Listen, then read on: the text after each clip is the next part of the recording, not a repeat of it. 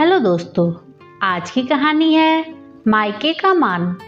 सोनाली बहुत ही सीधे और सरल स्वभाव की थी और उसको जीवन के दांव पेच कुछ कम समझ आते थे। सोनाली को जब देखने लड़के वाले आए थे तो भी सोनाली कुछ ज़्यादा बोल नहीं पाई थी और किसी ने खूब कहा है कि शब्दों से जाहिर न करना किसी के वजूद की पहचान हर कोई इतना कह नहीं पाता जितना महसूस करता है।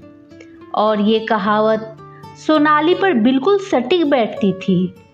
लड़के वालों को सोनाली की सादगी पसंद आ गई और बात पक्की हो गई।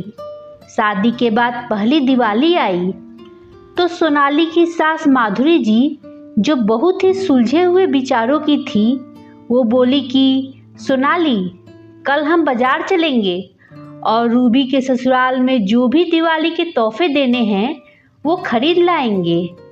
पहले मैं अकेली जाती थी, अब मैं तुम्हारे साथ जाऊंगी।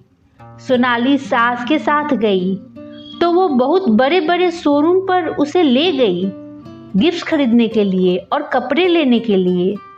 क्योंकि सोनाली मिडिल क्लास से थी तो वो कभी ऐसी जगहों पर नहीं गई थी, तो उसको बहुत अच्छा लग रहा था।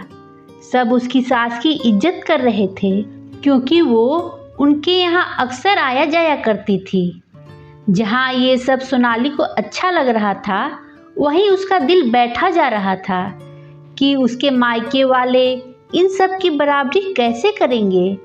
क्योंकि दिवाली के बाद भैया दूज थी और जब उसकी ननद के लिए इतना सब हो रहा था तो उनको भी शायद उम्मीद हो जाए। सोनाली ने बातों बातों में अपने घर पर ये बात रखी तो उसकी माँ, जो कि एक विधवा थी, उन्होंने अपनी चूड़ियाँ गिरवी रखकर सोनाली के लिए गोल्ड बनवा दिया और दिवाली पर उसके भाई भाभी को सामान लेकर भेजा। सबने खाना खाया और सोनाली रसोई में बर्तन रखने गई तो माधुरी जी ने सोनाली के भाई से एक बात कही, बेटा, अगर बुरा ना मानो तो एक बात कहूँ? जी आंटी जी, कहिए। ये जो भी कुछ तुम लाए हो वो मैं जानती हूँ अपने सामर्थ्य के बाहर से लाए हो, क्योंकि हर लड़की अपने मायके का मान चाहती है अपने ससुराल में। पर मेरा निवेदन है कि 200 रुपये और एक मिठाई के डब्बे से ज़्यादा मैं कुछ नहीं रखूँगी, क्योंकि भाई का हक होता है बहन को देना। इसलिए ये सगुन और तुम दोनों का प्यार हमेशा मीठा बना रहे, इसलिए ये मिठाई काफ़ी है। शालिनी के भाई के मना करने पर भी माधुरी जी ने सम्मान के साथ वो सामान वापस कर दिया, क्योंकि वो जानती थी कि वो सामान उन्होंने अपनी चादर से बाहर जाकर खरीदा है। दोस्तों, सही कहते हैं सबकी, प्यार किसी दुकान पर नहीं मिलता, बस महसूस करो तो अपने अंदर ही है। शालिनी रोने लगी और अपने सास के गले लग गई।